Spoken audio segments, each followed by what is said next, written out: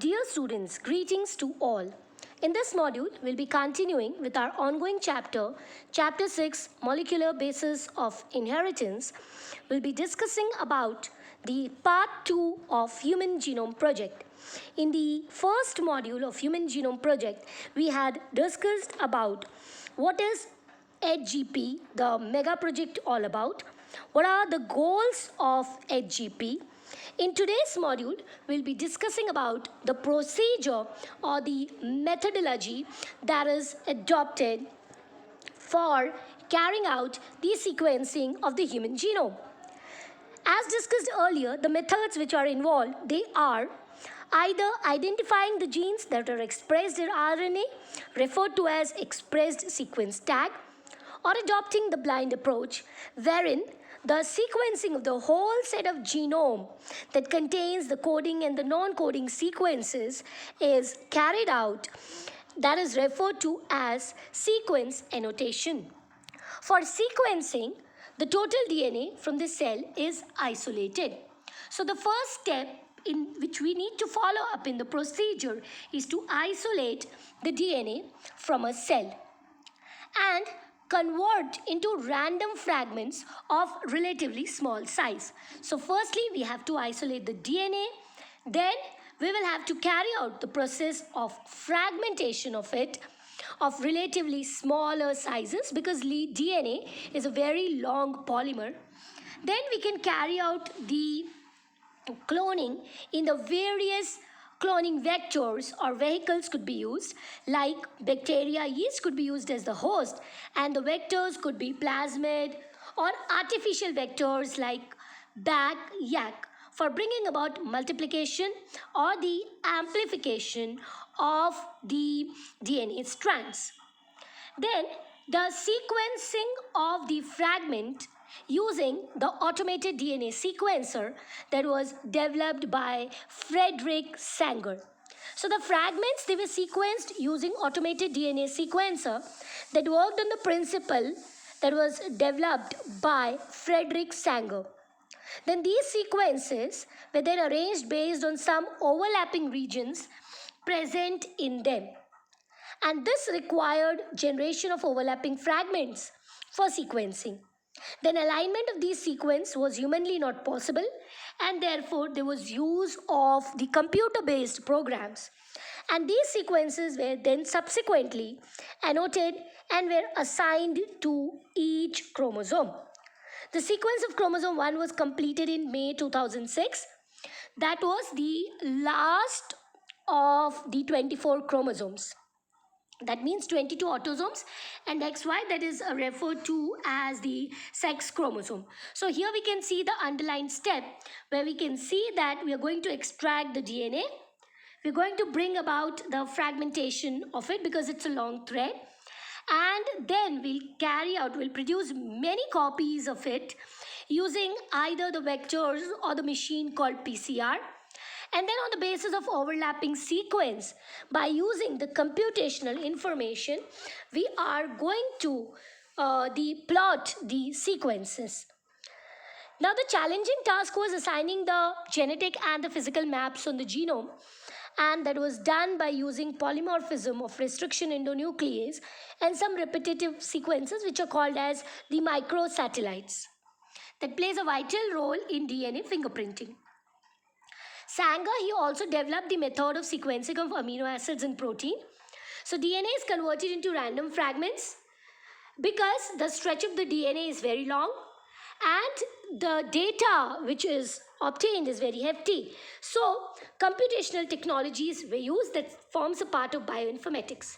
So bioinformatics, that is the application of computer science and information technology to the field of biology and medicine. Now, out of the 24 chromosomes, that means 22 autosomes and the one sex chromosome or the allosome, that is X and Y. The last one to be sequenced was chromosome 1. That was in May 2006 because it was a very long chromosome having the huge number of genes present in it. So that was 2968 genes, and Y, it had the least genes, that is 231 genes. Now the genetic or the physical maps were generated by using the information of the repetitive DNA.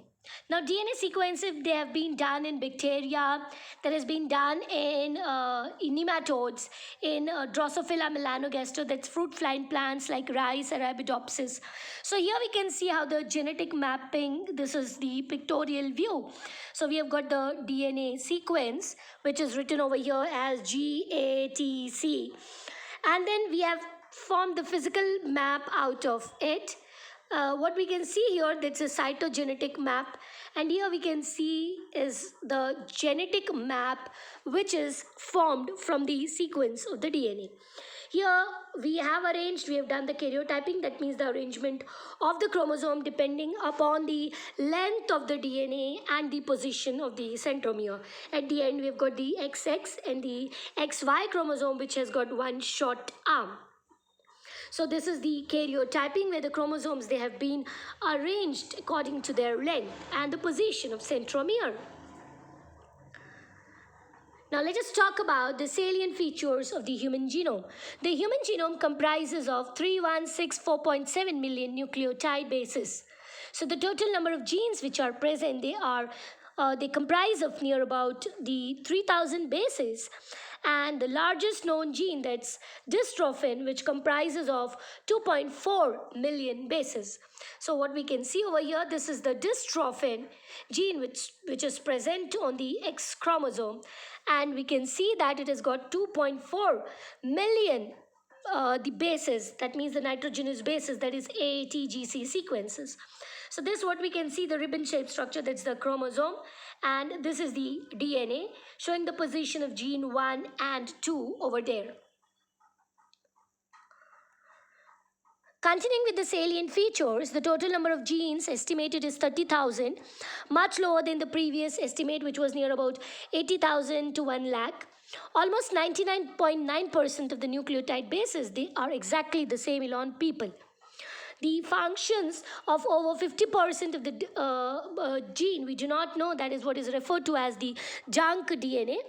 That means the DNA is not encoding for a particular protein, but they must be having some specific function. There are some repetitive sequences of the DNA that are repeated many times. It could be few hundred to thousand times, and they do not have any direct coding function, but they shed light on the chromosome structure, dynamics, and the evolution. So they play a role in tracing the evolutionary history. The chromosome 1, when we talk about it, has got most genes having 2968, and Y has fewest having 231. So less than 2% of the genome, it encodes for proteins. Very large portion of the DNA that's repetitive. So these are the stretches of DNA that are repeated many times. They do not have any direct coding function, but they play a role in the evolution, in tracing evolutionary history.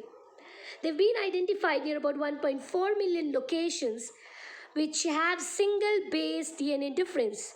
So they are called as SNPs, single nucleotide polymorphism, or SNPs.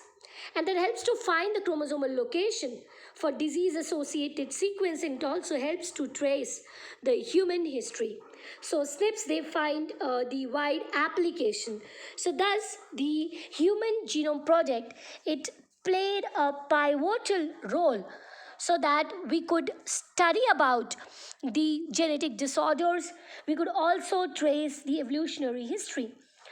So this meaningful knowledge from the DNA sequence, it will define research through coming decades.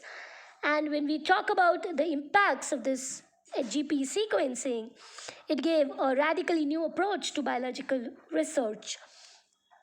We can study all the genes in a genome, or for example, all the transcripts in a particular tissue or organ or tumor, or how tens of thousands of genes and proteins work together in interconnected network to orchestrate the chemistry of life.